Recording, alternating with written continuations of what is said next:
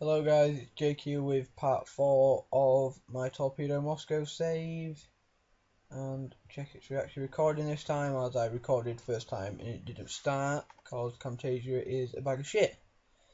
So firstly I will show you the transfers that I made, and then the fixtures and the tables, blah blah blah blah blah. Last season. This season I didn't show you this guy. Actually, I did show this guy, so there's only one more signing to show, and that is Gonzalo Bueno, who was 525,000 from Cuban Krasnodar. And when it loads, like usual, I'll be able to show you how good he is for our standard. And you can see there, he's a relatively good-looking striker. Although not by his pictures, he looks pretty fucking jippy by that. 4.5 star potential, 3.5 star current ability, and looks okay actually. And his value's already shot up to 1.2 million. So maybe okay for us, not sure. Not had the best times at Cuban Krasnodar, as you can see there. But we got it, that's why we got him for a lot cheaper than what Kuban paid for him. So no, we got a pretty good deal by that, I reckon anyway. Showed you all the outs. I'll show you someone else who was almost on the way out, and that is Alexei Volodin. And I'll show you in a minute how good he is going to turn out to be, or I reckon he is. The 4.5 star potential. We're playing him as a ball-winning midfielder, and I'm gonna stop the recording here as my mum is ringing me. So back in a minute, guys. Hello guys, sorry about that. That was my mum ringing me, tell me something that was pretty unimportant, but what mum's are for, I suppose. And I can't remember where I was talking about this guy, but you can see it looks like he's going to be a relatively good player. And you can see he's only worth 100,000, and Spartak Moscow were offering £3 million for him, but I wanted 5 million and a 25% sell-on fee, and they wouldn't meet that, so didn't end up selling him. Although that is probably my fault for being too stubborn, as I probably should have just took the money, as I think the highest they went to was 4.2 million with a 25% sell-on fee, and I still rejected that. So now I'm going to have to play this guy and help him improve and get a lot better, so I can maybe get some more money, or hopefully get him as an integral part of the team in the future. If stay, I'm going to save anyway. No, he won't going out. I'm not going to show you that guy, he's not very good. Backup keeper that teams wanted on loan, but obviously as my backup keeper I wasn't willing to let him go. They didn't offer me enough money, so he didn't go, and they didn't offer me enough money either, so he didn't go there. Anyway, next on to the fixtures. As you can see, we have had an amazing start to the season. So that 1, 2 schedule league games, 1, 2, 3, 4, 5, 6, 7, 8 games undefeated in the league. And you can see we currently sit in second place, just 3 points behind Krylia Sovetov and 3 points ahead of Zenit St. Petersburg. So we've had an incredible start to this season, and I'll read the table out before I go into the fixtures. So obviously Krylia Sovetov, Torpedo, Zenit, Kuban, Krasnodar, CSKA Moskva, Lokomotiv Moskva, Dinamo Moskva, Rubin Kazan, Volga, Nizhny Novgorod, Anzhi Makachkala, Arsenal Tula, Terek Grozny, Spartak Moskva, Rostov, and Amkad Perm. And onto the fixtures. Not going to cover the friendlies, but to be fair, apart from that result, which was bad, they are but I'd say pretty good friendly. There's 1-1 at home to Dynamo Kiev, it's a good result. 3-1 defeat to Borussia Mönchengladbach to be expected, and a 2-1 win over Otzilol, who are Romanian, is an okay result. Anyway, on to the league. I can't remember if I actually played this game and showed you it, but even if we did, then we're going to have a look at it again when laptop loads up as usual. So yeah, it was 2-0 win to start the season off, and it was a game we probably did deserve to win. We had more chances than Angie, just not as much possession, but possession doesn't really matter if you make your chances count, and Dmitry Idov and Maxim Mairovic with the goals in the first half to seal the win. Next was the Europa League second qualifying round, first leg at home to FC Minsk of Belarus, and I think this was a pretty straightforward victory if I remember correctly, although it took us quite a long time to actually get going. Yeah, you see, we did actually dominate this game. We didn't score until the 75th minute through Nikita Chichirin, and he scored from a cross, which is very bullshit and hardly ever happens in real life, but in Football Manager it seems to happen every couple of games. And then Maxim Yepifanov rounded off the victory in the 82nd minute.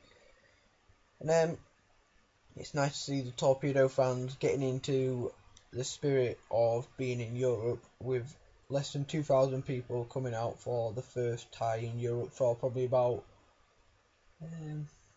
10-11 years, I'd guess. So well done, Torpedo fans. Next was a 3-1 away victory against Volga Nizhny Novgorod. Which any victory away from home I class as a good result, as I normally struggle away from home on Football Manager. So see, there's 4 shots on target all game, and all 4 went in. We raced into a 3-0 lead through Lukas Teshak, Mikhail Bakayev and Gail Kakuta before Shota Bibilov got a 92nd minute consolation and ruined our clean sheet, but a win's a win, so I'm not really that bothered about a clean sheet. You can see there, we did deserve to win that game actually. So next was the away leg of the second qualifying round, which was a 2-1 away win over Minsk this time. I think this was actually a pretty poor game by us. We did deserve to win, but still it was not a great performance against a team who we probably should be hammering like 3-4-0. But the win's a win, and we got through to the next round where we played Lech Poznan. And that game coming up in a couple of minutes. Next is Lokomotiv Moscow, 2-2 home draw. Pretty good result, as I'd say Lokomotiv are a lot better side than us. So, like I say, I took a point at the start of the game, and we actually went in 2-1 up at half time, but then Sergei Tkachev got a 55th minute equaliser. And it was a relatively even game, but Lokomotiv did actually shade it, so I won't really say we were lucky to come away with a point, but Lokomotiv probably definitely deserved the win more than we did. And Arsen Kubalov got the goals for us. Next was the home leg of the third qualifying round, which was a 2-1 win over Lech Poznan. And this was a relatively, well, I actually don't want to say relatively straightforward because I'm not sure if it was, but I feel like it was. And as you can see there, we did actually dominate and probably should have scored more goals than the 2 we got, but we actually went 1-0 down, and we 1-0 down at half time before Dmitry Aidov got a penalty, or scored a penalty in the 47th minute, and then Arsene Kubalov sealed the victory in the 65th minute. And still hardly anyone turning up for Europe so far. I don't know if I told you, but the ground is 15,000 seater stadium, so we're getting less than a fifth of that for Europe, and this crowd is about half what we normally get in the league. So I don't know where everyone's disappearing to, but it seems like they're not really asked about the Europa League. Next was a 3-3 away draw to Kuban Krasnodar, which was a bit of a bummer, as you'll be able to see in a minute. We went 3-1 up with we went 3-1 up with only 10 minutes to play, and then Kuban got a last-minute equaliser, which does seem to happen not an equaliser, but a last-minute goal does seem to happen against us quite a lot. I probably need to tell my players to focus a little bit more. But you can see that relatively even through shots on target, although Kuban did have more shots than us, but they were more wasteful than we were. So I'd say a draw is it's a very even result, and neither team really deserved to win. Although I'd probably say we did, but we ended up blowing it in the last 10 minutes. Anyway, next was the away leg of the Lech Poznan game, and as you can see there, 4-0 win, which I don't believe was entirely deserved, but we're not going to complain about a win, as a win is a win nonetheless, and such a convincing one is nice to see. Well, actually, we did deserve to win, as Poznan only had 2 shots on target to our 8, so we were a lot more clinical. Ivan Knyazev, Frank Musa, Gail Kakuta and Arsene Kubalov with the goals, and not much to say really. Poznan dominated possession, but we got the goals, so that's all that counts really. And look at the difference in attendances. Lech Poznan getting 23,000 compared to our 2.5, so almost 10 times the amount than we get. Next was a 2-2 away draw to Rubin Kazan, and surprise surprise, there was a last minute goal in this as well, which ended up with us drawing the game, as we were winning 2-1 at that point. You can see there, we went 1-0 up through Gelku, Taras Burlak drew it level, and then we went 2-1 up before, in the 93rd minute of 93 minutes allowed, Marko Devic scored an equaliser. As you can see there, we actually did get dominated, so we were lucky to come away with a point, so I shouldn't really be complaining, although it's a bit frustrating to be leading into the 93rd minute and then concede an equaliser. Next was a 3-1 home win over Dynamo Moscow, who on this game are actually incredibly poor, I reckon. They are probably the only Moscow team that I beat probably year in, year out. I normally get 4 points off of them, and looks like it's going to be no different really, as Maxim Yepifanov and Arsene Kubalov put us 2-1 up before Balash, no, I'll say his name, I think it's Zudsak, pulled it back to 2-1, and then Yepifanov sealed the victory in the 93rd minute, so it makes a change. I was actually getting the last minute goal this time, and as you can see there, we dominated Dynamo, more shots on target and more possession, so the well deserved victory. And yeah, that's about it for that game. Next, we were drawn against possibly the biggest age club in the history of football at the minute, FC Red Bull Salzburg. And if you don't know about them, I'm going to give you a little brief history. Obviously, from the name Red Bull, the team has been bought out by Red Bull, and the team before this Red Bull Salzburg was known as Austria Salzburg, who have gone on to form a Phoenix club who currently play in the third tier of Austrian football. And this year, I believe, Red Bull Salzburg ran away with the title and probably won it with, I'm not sure here, but I'm going to guess it's a March time. And they attract average crowds of probably 7,000, something ridiculous, no more than 10,000 anyway, whilst being champions of Austria. And I'm not sure here either, but I'm going to take a wild guess and say that Austria Salzburg probably get about a fifth of that in a small, well, obviously a lot smaller stadium and in a lot smaller league.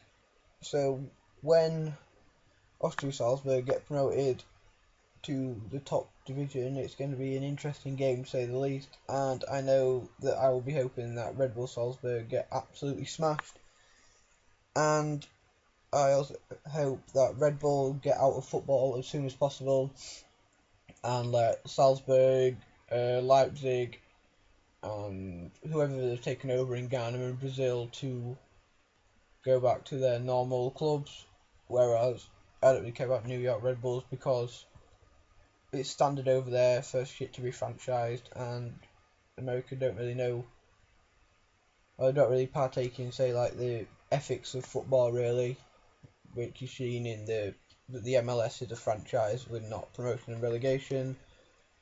So yeah, that's just a little brief bit of hatred on Red Bull Salzburg from me. And anyway, I was happy we won this game 2-1 for the reasons I just said. And we actually smashed these, I believe, when the stats come up. Yeah, you see Matt Smith and Gael Kakuta were putting us 2-1 up before, in the 90th minute, Jan Vlamac got an away goal for Red Bull and put them in with a chance. And as you can see there, we actually did dominate them. And the ground was actually incredibly close to selling out for once. And a good thing about Salzburg on this game is that all of their players have actually been sold, such as Kevin Campbell, Sadio Mane and Isaac Vossa have all been sold, so say Red Bull Salzburg don't have a single player available to buy. That'll be true there. Look, no one is available, and I say it makes a lot of an easier opposition. And if you like me, hate Red Bull Salzburg, a lot easier to defeat, and it's just quite pleasing to get one over Red Bull. Next was a 2-1 win over Terek Grozny in the Russian Premier League. Maxim Mairovic put us 1-0 up before Alexander Kozlov drew Terek level, and then in the 79th minute Maxim Yepifanov got the goal to win us the game. And you can see there, we probably did deserve to win. 7 shots on target to Terek's 4. So yeah, not really a straightforward win, as Terek were near the bottom of the league. But win's a win, like I always seem to say. Anyway, next was the away leg for the Europa League playoff against Red Bull Salzburg, and we won that 2-1, going through to the Europa League group stage. And I'll show you the group that we have been dealt in a minute, or after I've gone through the rest of the fixtures. Okay, now 19 minutes. That's probably down to my rant from Red Bull Salzburg as well. Oh well, they deserve it for being an age club. Matt Smith put us 1-0 up before Daniel Pfister equalised in the 52nd minute, and then Arsen Kubalov got the goal on the hour mark to win us the game. And as you can see from the stats again, we did actually deserve a win, I think. Next game I've just played was a 2-0 win over Amcar Firm. Not going to this game, we're getting a bit short for time here. Frank Musa and Gail Kakuta with the goals, and I think we had about 11 shots and 7 on target to Amcar's 4 shots and 1 on target, so we did deserve the win. Next, the Europa League group, as you'll be able to see there, the first game is against AZ Alkmaar, who are actually the easiest team we have been dealt. It's what you see here. We've been put into a group with Man United, AZ Alkmaar and Hamburg, and as usual on this game I always seem to get the hardest draws available to me. You can see this was the one group I said please don't put me in, and obviously Football Manager did put me in it, so I think we're going to finish bottom of that league comprehensively with about 3 points if we're lucky. And as we able to see there, the next game is against Torpedo Moscow away from home in the Russian Cup 5th round, and that was the hardest draw I could have got for that game as well, and I managed to get it. Anyway, on to the tables quickly before I have to go. Premier League's only just started really, so with 3 games it's Liverpool, Man United, QPR, Watford in the top 4, followed by Arsenal, Hull and Chelsea, and in the bottom 3 is West Ham, Sunderland and Southampton. On to the Championship, Huddersfield lead the way, tied with Leeds, but on top by a goal difference, and then it's West Brom, Brentford, Sheffield Wednesday and Fulham in the playoffs, and Birmingham, Burnley and K-Dons in the relegation zone. Into League One, it's Chesterfield at the top, followed by Scunthorpe, my team, not bad for us. And then in the playoffs it is Rotherham, Peterborough, Bradford, Yeovil, and in the bottom 4, Port Vale, Walsall, Crawley and Burton. On to League 2, top 3 is Barnet, Notts County, Accrington. In the playoffs there is Fleetwood, Shrewsbury, Bristol Rovers, Newport County, and in the bottom 2 Mansfield and Oldham. On to Blue Square Premier. The top of the league is Torquay, and in the playoffs Chester, Wrexham, Gateshead, Salisbury. Bottom 4 Macclesfield, Chelmsford, Lincoln, Nuneaton. Blue Square at North. Hyde at the leading the way, followed by Southport, Stockport, AFC Fylde and Corby in the playoffs, and in the bottom 3 Skelmersdale, Harrogate and Chorley. Quickly on to Poland. Lech Poznan lead the way, followed by Legia Warsaw and Jagiellonia, and bottom 2 is Slonsk and Wisła. Not sure anyone really cares about this, but I'm going to pronounce that. Vidzev lead the way with Belchatov in the other promotion place. And finally, the Russian First Division, Gazvik and SKA Khabarovsk in the promotion places, and Fakel Voronezh and Ural Yekaterinburg, Yekaterinburg in the playoff places, and in the bottom 5 is Yenisei Krasnoyarsk, Salyut Belgorod, Astrakhan, Spartak Nautic and Dynamo St. Petersburg. And yeah, that's about it for this episode, guys, as it is now 24 minutes long, which is probably the longest video I've got out. So yeah, it's the end of that, guys, and I will be back in. I'll go on holiday on Friday again, actually, so I will try and come back with an update just before I go on holiday. And like I said, that'll probably be the end of this save and me posting on YouTube, as the Camtasia trial will run out then, and I can't afford the full version.